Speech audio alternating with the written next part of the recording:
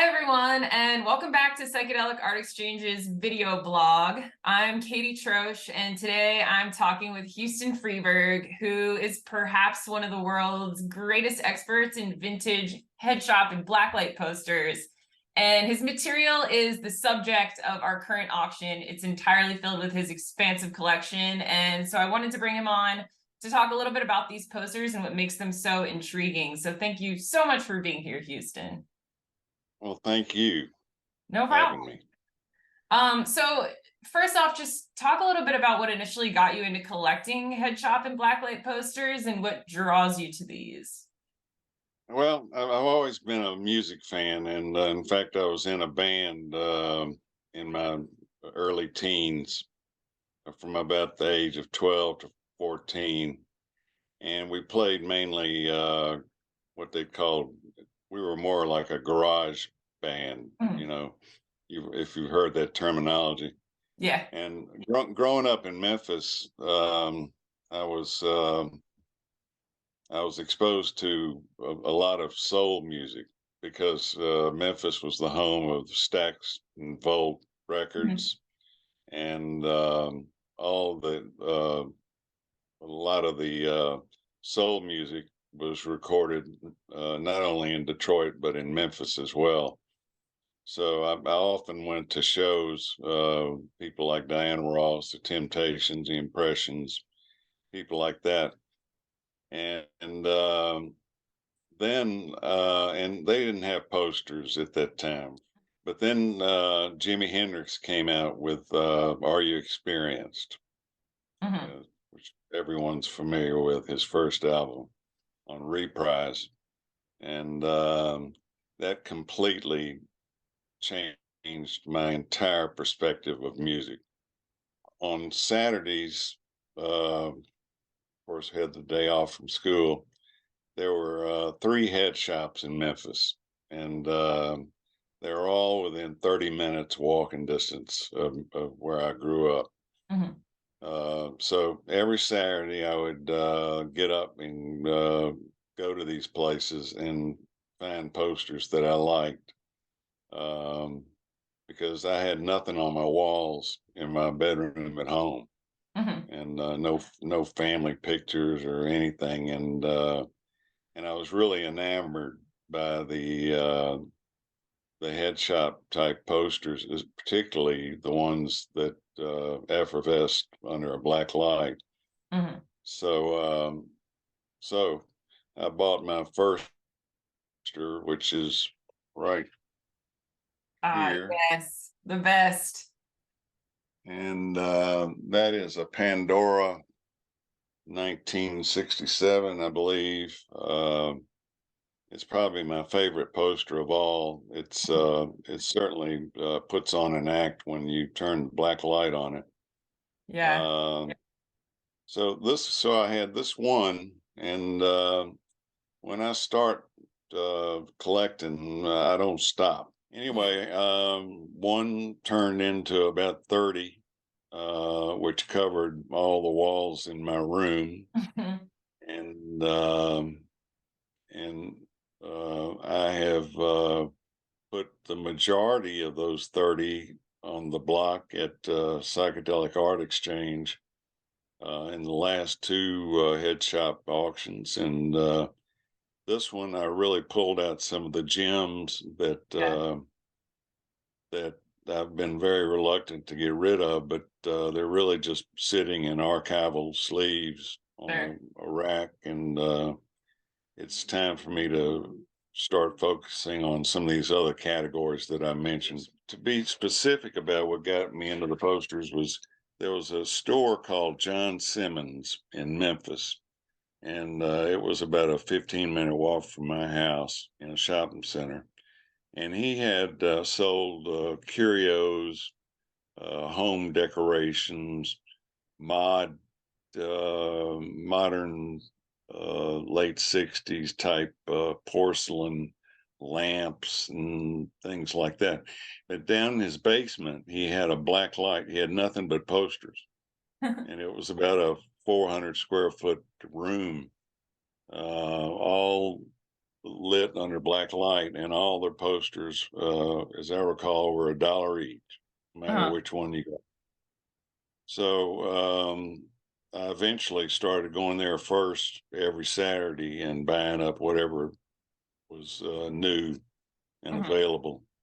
And but they had to be related to, I don't know if I defined this to myself at the time, but I was more attracted to those that dealt in politics, drugs, and music. Yeah. So hence you see a lot of personalities in these posters. You see a few about drugs. I think there's one on the block that's called Crop Rotation Pays. Yes. Which is a cute one with a farmer and his wife. Yeah. Growing marijuana. So that was always my first stop, and then I'd go to the other head shops and see if they had anything that John Simmons didn't have. And yeah, one other thing that I wanted to make sure to touch on is the Peter Max posters that are in the sale, because we have a really large number of them, and he's a really important guy. So I'd love if you could talk about Peter Max posters a little bit. Well, I'll tell you, I'm going to start at the present moment and go backwards if I can. I'm looking at I'm looking right here I'm in the foyer to my studio, and I'm looking at 3 signed Peter Max pieces that were not the late 60s. He had, in the late 60s, he had a series, and they were all 24 by 36 inches, and there must be at least a dozen in this auction. Yeah. And they're identified by a logo in the bottom right-hand corner, which has the series number, which is either a number 1 through 10 or an alphabetic letter, for like A through G or something like that. So each one, and some of them, they're all very diverse and somewhat whimsical compared to the not as serious as a lot of the protest posters and that sort of thing. Yeah. So a couple of them focused on geometric shapes and things like that. Several focused on apparently movie stars that he was fond of, people like Marilyn Monroe. Yeah, we have that one in the auction right now. Got that one, and Ben Turpin, who is an old black and white movies star. The Keystone Cops, which were also 1920s and 30s, and they're all what do you call those round cameos? Not cameo, but around, just like the one of Marilyn Monroe. So, and then he would do something really colorful and delightful background. Yeah. So he's those series are the only series that I'm aware of that he's done. Everything else is unique in its size, subject matter, media. I think most of them are acrylics, but there's a watercolor here that you might be able to see a little bit of.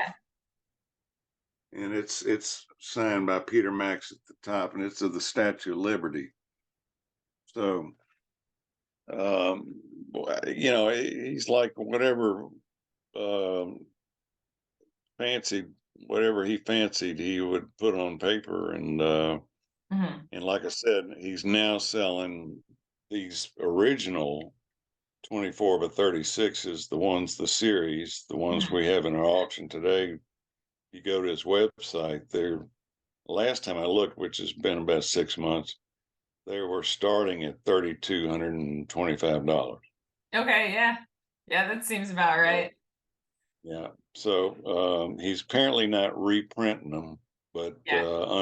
unloading the excess ones that he had. So I just liked the his for lack of a better word, optimistic attitude towards a period of turmoil Hmm. with the war in Vietnam.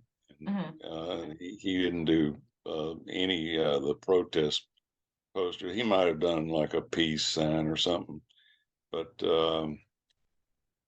he they were just they were a great collection to keep. They would be the comparable to collecting a family dog collection. Yeah. If you know what I mean, but in Yeah. a far less quantity. There were probably only 25 total done. And were those So originally sold in head shops as well? yeah, Okay. I got them at the same place, same Cool. price, dollar. That's That's where I kind of got them. amazing. So that's pretty much it on Peter Max in a nutshell. Yeah, and then sort of piggybacking off of that, I'd love if you could talk about just a few of your favorite posters that we have in the auction and why you like them. If someone is really interested in acquiring a number of these posters or interested in them, they might want to grab a pencil and paper and write down these lot numbers. Hmm. But I'll tell you the ones. Mr. Experience is up, the one behind me. Hmm. That's my all-time favorite. The one on the block today, this week, is the last one I have besides my original. Oh, I okay. had it. I had 10 at one time. There's lot 3, which is a Hendrix by Dale Beagley, Hmm. Beeghly, who some people out there may have heard of. He's done a lot of these head shop type posters, and he's also done some concert posters. Yeah.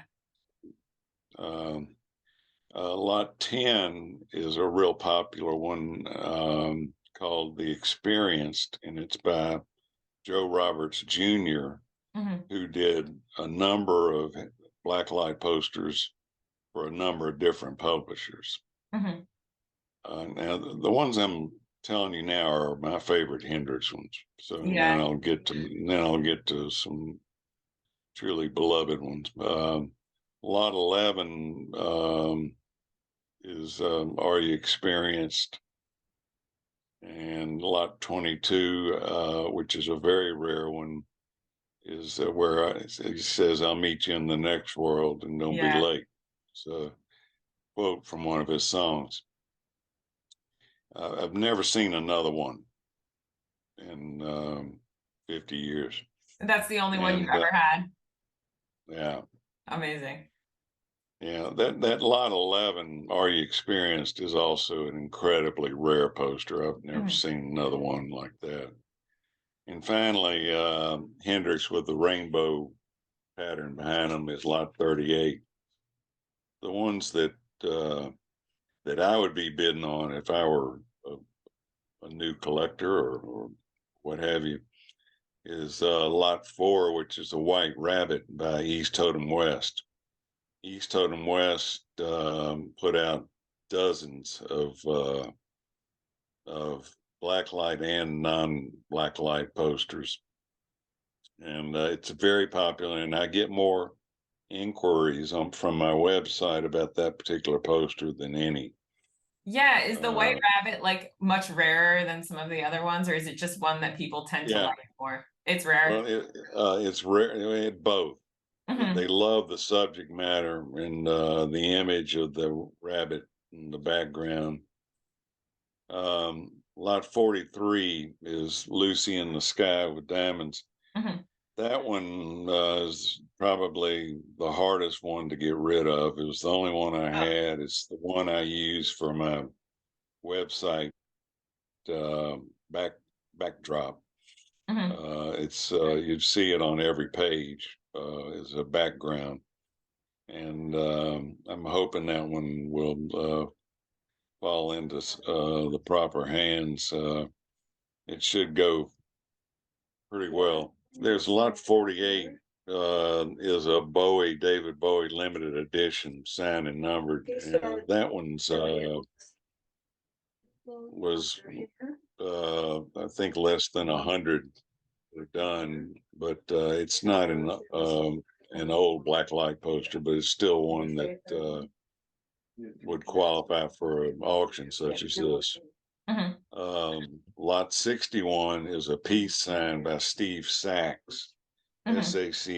Steve has done a number of posters that I've auctioned these last couple of years, and he's one of the more talented blacklight artists. Yeah, I've seen his name on a lot of the posters that we put in sales. Lot 82 is called Take Some More T and C, which is your drug-oriented type poster. It's very rare. I haven't seen any other those. Lot 92 is absolutely free, and that's by a name that a lot of you will recognize, Waldemar Swierzy. Waldemar Swierzy, who did a number of concert posters in Europe. And then lot 14 is Zappa, and that's the only one. It's we're only in it for the money, I believe it says. Yep. And it's the only one I've seen like it. Lot 30 is the Mad Hatter, which is another Steve Sachs poster that's I get a lot of inquiries about. It's very popular. Lot 28 is the very first blacklight poster that I'm aware of done, and it was done in 1966. It's a Bob Dylan, and it's done by Pandora, and I assume it's the first poster they did. Pandora is my favorite of all the poster publishers because they use extra high quality paper stock, and the subject matter was always relevant, pertinent, and enticing. And then finally, there's a good bargain out there. It's the Beatles Sgt. Pepper promotion by Capitol Records. Oh yeah, that's pretty amazing. Yeah. So we had to throw that one in. Glenn wanted me, I think, to talk briefly about, if you don't mind my interjecting here. Not at all, yeah. About, I was Hendrix meant more to me than anybody, more than the Beatles or the Rolling Stones or anybody. I was just absolute nut about Hendrix.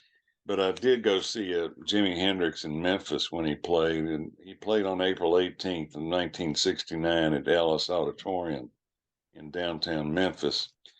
And the story that Glenn liked about this was that I had the privilege of sitting next to a gentleman named Chris Bell, who was one of the founding members of Big Star.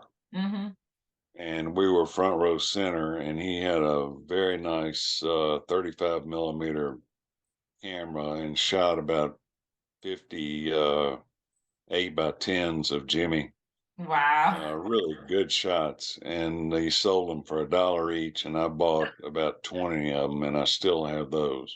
Oh yeah, I'm sure you don't want to get rid of those anytime, really. That's too. Yeah, those would be hard to part with. Yeah.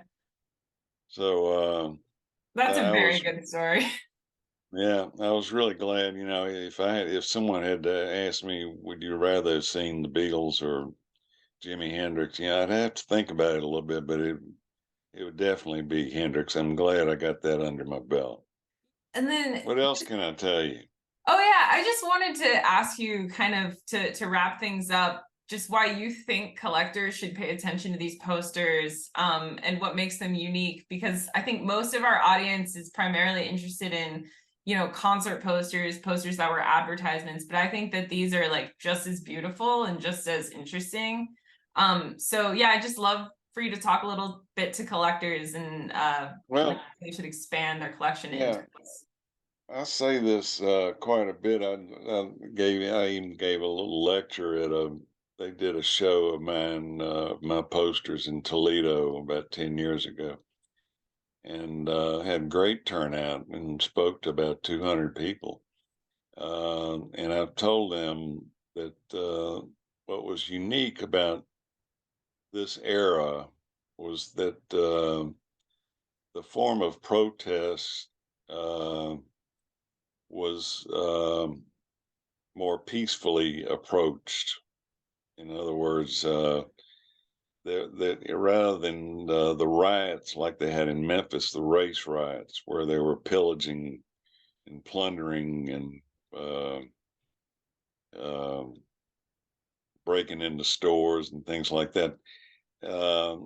With the this late '60s genre of posters and was reinforced by music and uh, it just it seemed like a unique period to and the method by which the youth expressed their determination to see the end of the war. And so posters were a component of that, along with music and the sit-ins and the park peaceful protest type, just um, huge get-togethers and a lot of the Art of Rock posters and handbills document these sessions. And so um, I just think that it was a very the from 67 to 71 was just probably the greatest years of my life. Yeah, absolutely. And thank you for sharing all of your knowledge with us. I really love these posters and I get really excited every time we do one of these auctions. So I hope that everyone out there takes a look at the auction. Don't forget to bid. It's going to close this Sunday, June 11th. The link is going to be in the description. I'll put a link to Houston's website in there too, so you can check out more of what he's got in his collection. Thank you so much, Houston. We'll see you next time.